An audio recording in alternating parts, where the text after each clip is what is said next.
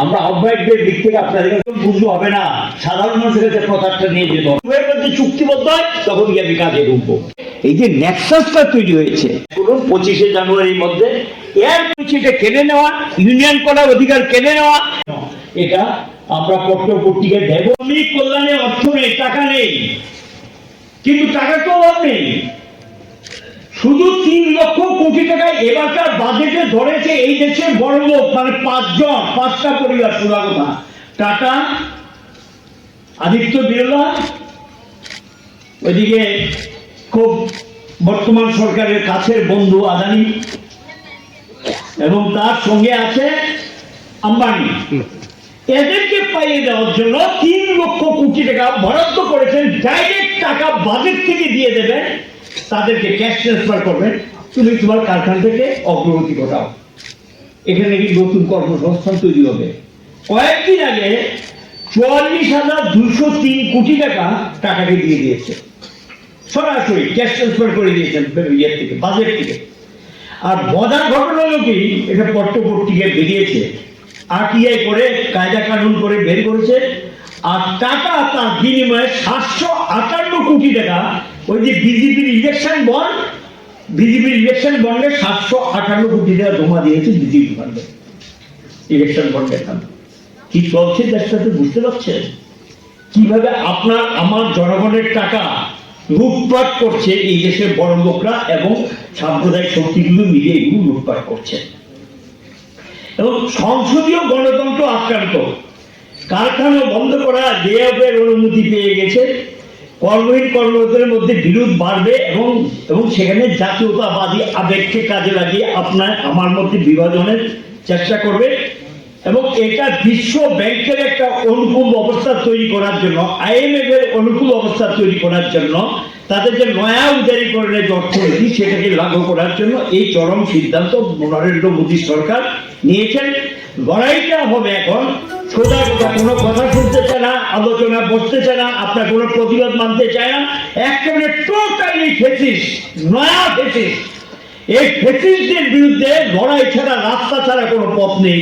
লড়াই এবং রাস্তা দখল করে সংগ্রাম করে আমাদের দাবি আদায় করেন, আমরা পারবো, আমাদের দ্বারা সম্ভব, আমরা আদায় করে ছাড়বো। এটাই পৃথিবীর ইতিহাস। রাস্তা আমরা দখলে নেব মানুষকে নিয়ে, এবং এটা চলতে পারে না যেটা চলছে।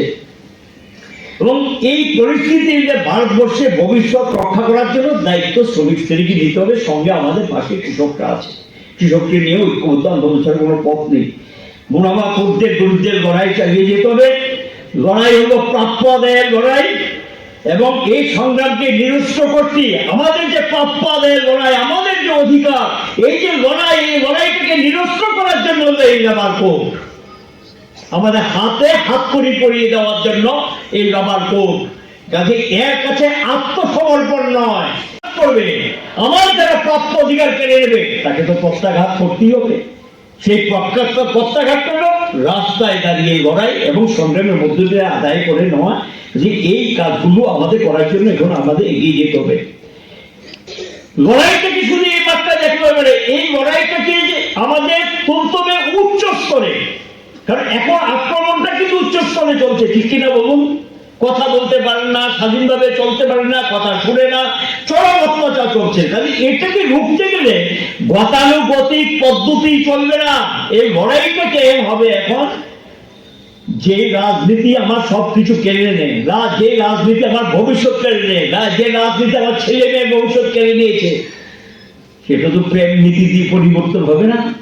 তাহলে আমাকে এমন একটা মতাদর্শগত এবং সাংগঠনিক শক্তি বেছে নিতে হবে যেখানে একটা বিকল্পের সন্ধান দেবে, একটা বিকল্প কর্মসূচিকে সামনে নিয়ে আমরা সামনের দিকে এগিয়ে যাব, যেটা হবে মানুষের কাছে প্রকৃত বিকল্প হিসেবে আমরা উপস্থিত করব। এই লড়াইটা আমরা করতে চাই, একটা কংক্রিট অল্টারনেটিভের প্রস্তাব নিয়ে আমরা এগিয়ে যেতে চাই। সেই দৃষ্টিভঙ্গিতে আমরা সমস্ত ট্রেড ইউনিয়নগুলো আজকে একটা ঐক্যবদ্ধ জায়গায় এসেছি, আমরা মিলে সেই লড়াইটা আমরা করতে চাই। এবং একটা জিনিস মনে রাখবেন, কেউ কেউ বলার চেষ্টা করলে মুদি মুদি মুদি মুদি, ওই যাই করি মুদি থাকবে। শ্রমিক শ্রেণীর কাছে ডিভিডিজম নামে কোনো শব্দ নেই। শ্রমিক শ্রেণীর কাছে একটাই শব্দ হলো নতুন জিনিস চাই, নতুন জিনিস আদায় করে আনবো, যে একটা কাছে সারেন্ডার না, কোনো সারেন্ডার হবে না, আমাদের সামনের দিকে এগিয়ে যেতে হবে। এবং আমরা লড়াই করবো হারার জন্য না, জেতার জন্য। আমাদের লড়াই হবে জেতার জন্য, হারার জন্য না।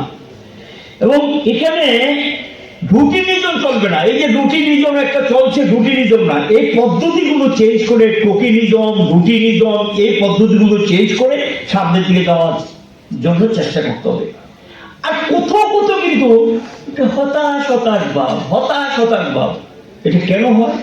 যদি আপনি মতাদর্শগত অবস্থানটা সঠিক থাকে, তখনই কিন্তু আপনার শক্তি সম্পর্কে যখন আপনি বুঝতে পারেন না, তখন কিন্তু আপনার হতাশ আসবে। শক্তি আপনার বিরাট, পৃথিবীতে আপনাদের বিরাট শক্তি আপনাদের, সেই শক্তিটা সম্পর্কে যখন বুঝতে পারেন না, তখন কিন্তু হতাশার জন্ম নেয়। কাজে হতাশার কোনো স্থান নেই। আঘাত পাল্টা চলবে, পরিষ্কার কথা, হতাশার কোনো স্থান নেই। এই ধরনের মনোবৃত্তি আমাদের তৈরি করার জন্য হোপলেসনেস কোন শব্দ আমাদের কাছে যাতে না আসে, এটা মাথায় নিয়ে আমাদের অগ্রসর হতে হবে।